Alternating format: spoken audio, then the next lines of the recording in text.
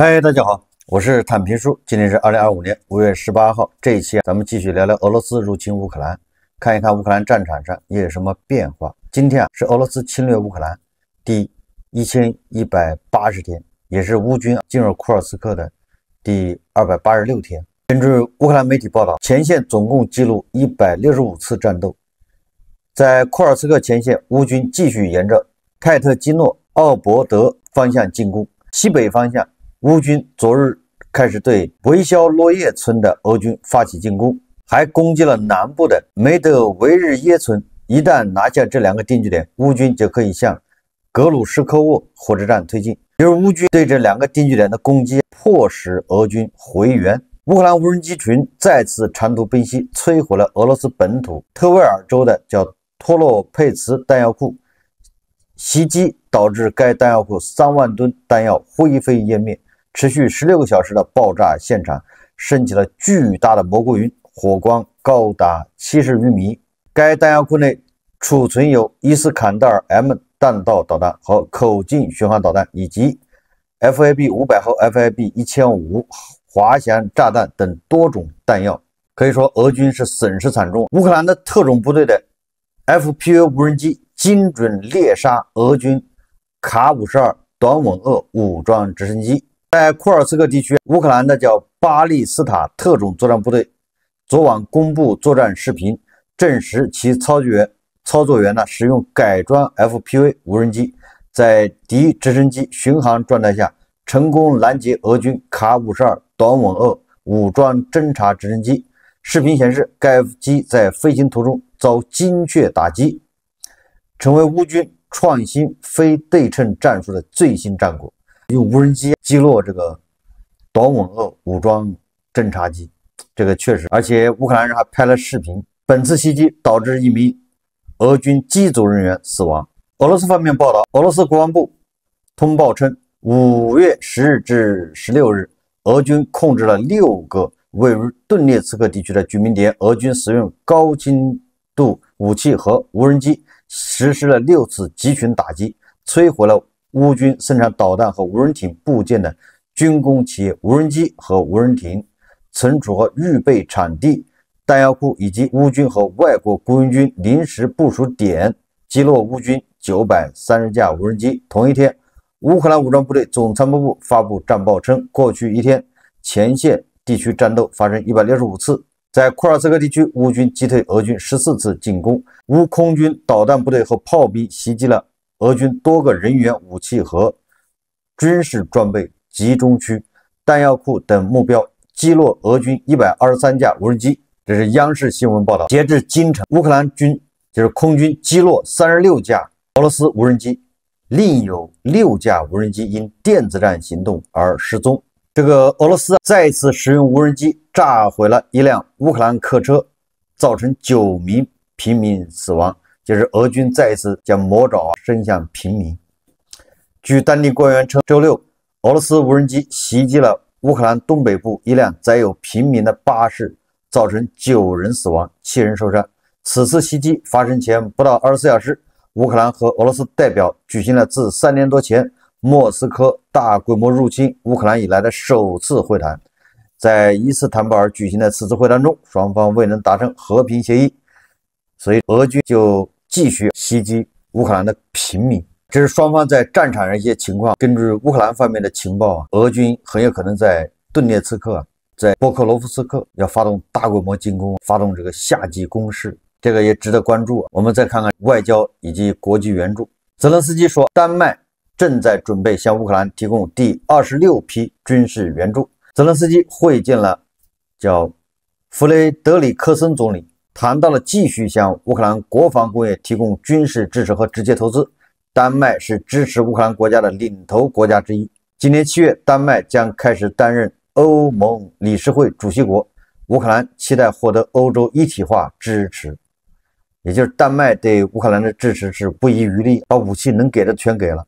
意大利宣布了新的大规模军援，包括400台 M113 紫苑防空系统以及情报支持系统等。意大利准备向乌克兰运送400辆 M113 装甲运兵车和紫苑防空系统。据意大利多家媒体报道，意大利正准备向乌克兰提供第11份军事援助计划，其中包括400辆这个 M113装甲运兵车、额外的弹药和补给。尽管意大利政府对向乌克兰提供军事支持的细节保密，但据说国防部长杰多克罗塞托在议会情报和安全委员会闭门会议上披露了该计划的内容。如果意大利媒体这一消息得到证实，这将成为意大利向乌克兰提供的最大一笔单向援助之一，也就是俄罗斯侵略乌克兰这3年多以来，意大利给乌克兰援助最多的一次啊。意大利外交部此前报道称，该国已拨款25亿欧元用于乌克兰的军事和人道主义需求，其中一部分通过欧盟资金拨付。欧盟委员会主席冯德莱恩说，即使俄乌达成和平协议，欧盟也不会再用俄能源，也就是让俄罗斯死了这条心吧，想把能源卖到欧洲没门。这2天大家关注的比较多的是乌克兰和俄罗斯在伊斯坦布尔的这个谈判。这个谈判毫无疑问是破裂，双方达成实际的就是1000个战俘的交换，这是比较有实际内容的。但是这个1000个战俘的交换就是数字多了一点，俄乌双方一直在进行，在第三方协调之下一直在进行战俘的交换，只是这一次交换的多一点。所以在伊斯坦布尔的俄乌会谈，至少这次会谈是不欢而散。首先，《纽约时报》发表文章，他认为伊斯坦布尔谈判是克里姆林宫的一次战术胜利。什么叫战术胜利？是因为在这个谈判之前，乌克兰及其全部的支持者，也就是欧洲这些盟友，都坚持先停火再谈判，而普京是坚持先谈判，消除这个冲突的根本原因，再说停火的事情，要永久停火。所以从目前这个形势看，那肯定是俄罗斯赢了，所以《纽约时报》这叫战术胜利。为什么？因为没有停火，但是谈判进行了。那从形势上看是普京赢了。这个乌克兰、德国、法国、英国、波兰说了要无条件停火，先停火再去谈判。现在人家没停火，你也谈判了，虽然没谈成。所以从这个形势看，确实是俄罗斯取得了胜利，但这叫战术胜利，不是战略胜利。为什么呢？真正的战略胜利应该是乌克兰，乌克兰是本次会谈的赢家，最大的赢家。理由比较简单，因为乌克兰无论是泽连斯基还是乌克兰的代表团，他向世人展示了乌克兰的诚意，对吧？泽连斯基二话不说普京刚提出，对吧？俄乌双方在伊斯坦布尔会晤，泽连斯基就立马响应，跑到伊斯坦布尔等普京。结果全世界都知道普京缺席了。普京为什么缺席呢？当然有各种各样的说法，但有网友调侃说，地保老人担心泽连斯基会在会谈期间殴打他。俄罗斯通过外交渠道要求泽连斯基保证在直接谈判中不会对地保老人使用武力。但是这个显然是调侃，因为毕竟谁也不能保证泽连斯基敢不敢看普京的眼睛。如果泽连斯基都不敢看普京的眼睛，他怎么打地保老人？难道乱拳打死老师傅吗？乱抡是吗？对吧？现在泽连斯基敢不敢看普京的眼睛都是个问题，毕竟没人看见过嘛。所以担心泽连斯基攻击地保老人应该是多虑。而且我个人认为，这个不是我为地保老人说话，如果要单挑，泽连斯基不一定打得过地保老人，因为毕竟地保老人每天要花1个半小时撸铁真练，地保老人还练过跆拳道，他好像是几段，所以说不能保证。虽然泽连斯基年轻，不一定是地保老人对手，但是不管怎么说，战略上是泽连斯基和乌克兰取得胜利。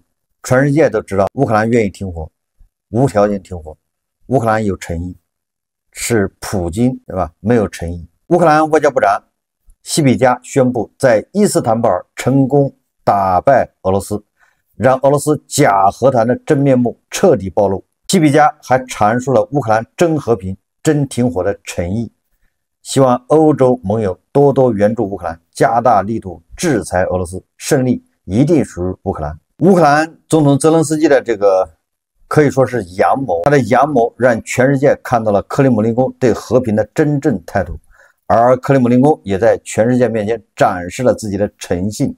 这种信誉上的损失是难以弥补的。俄罗斯代表团也知道这一点，以至于当法国记者问这个俄罗斯代表团团长梅金斯基的时候，问普京为什么没有来，梅金斯基只能仓皇逃离。当然了，对于那些依旧抱有幻想的人来说，就是特朗普，他们并不在乎这一点。那么伊斯坦布尔谈判最大的输家恰恰是特朗普。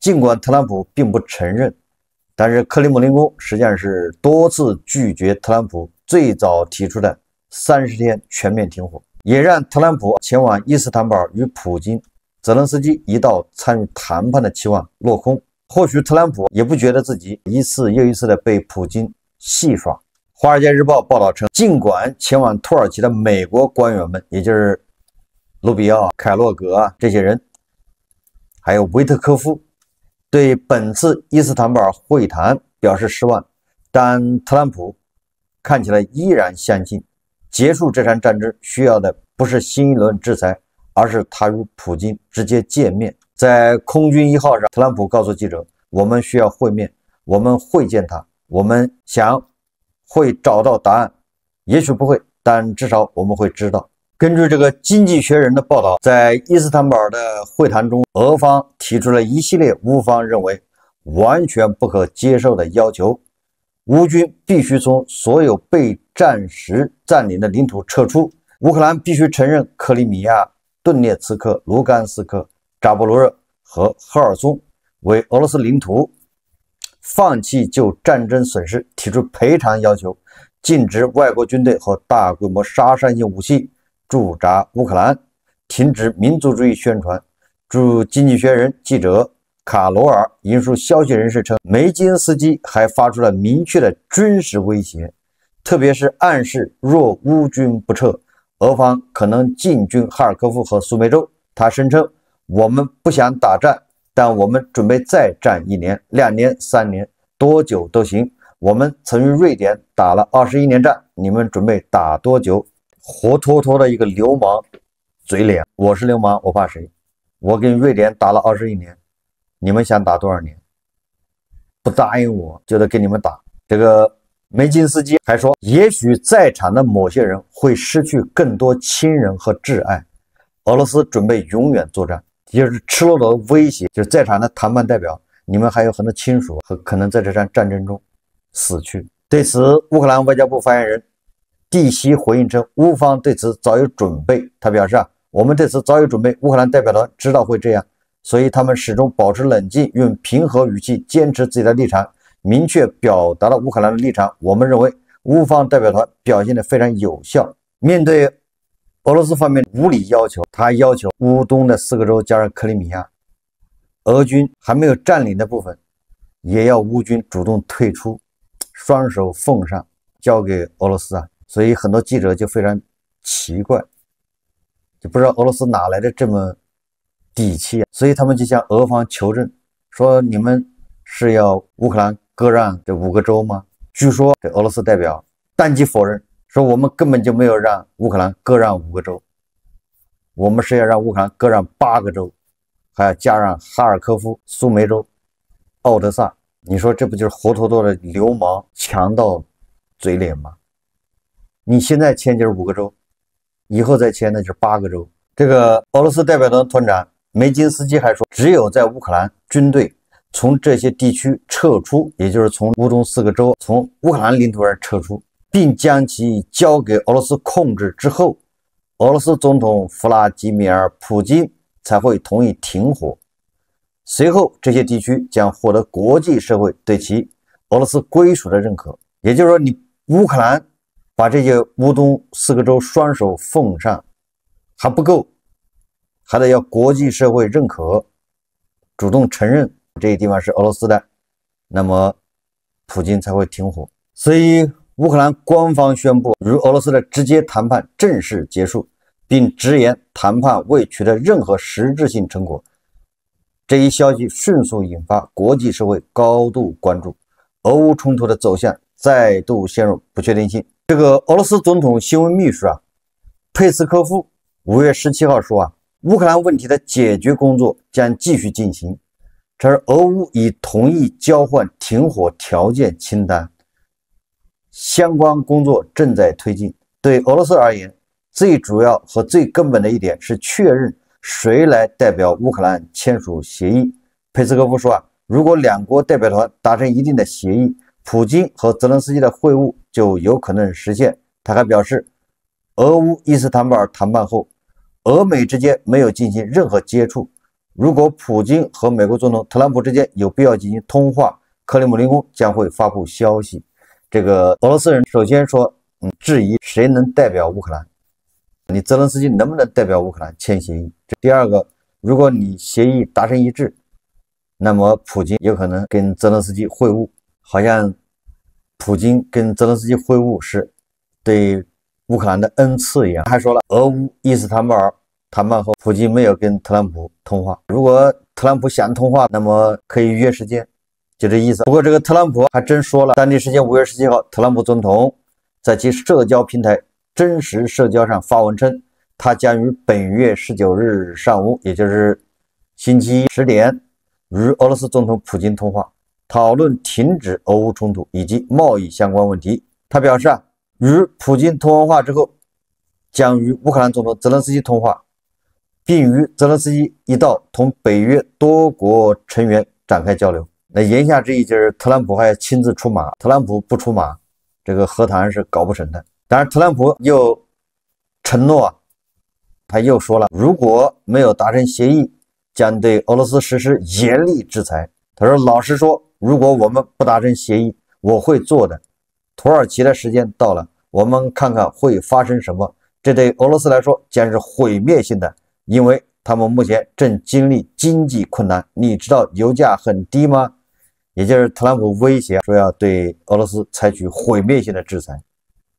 他还重申，他与普京的关系非常好，他们需要见面。他再次重申，普京只是累了。如果他没有陷入与他的坦克的泥泞中，他们将在5个小时内达到基辅。这个特朗普很有意思，特朗普在对记者他说2022年俄罗斯坦克进攻基辅是被泥泞的道路阻止的，就是被泥巴阻住了，而不是乌克兰武装部队和美国提供的标枪导弹。特朗普还说如果不是俄罗斯坦克陷在泥泞里，他们在全面入侵后5个小时内就能到达基辅郊区。他把这个俄罗斯侵略基辅，就是占领基辅失败，归功于大自然，因为这个泥泞的道路。如果普京没有陷入泥塘，他的军队坦克到处乱跑，他们5个小时就能到达基辅。可见特朗普对俄罗斯人、对俄罗斯军队是多么缺乏了解。特朗普到现在为止对普京还没有死心，还在为普京在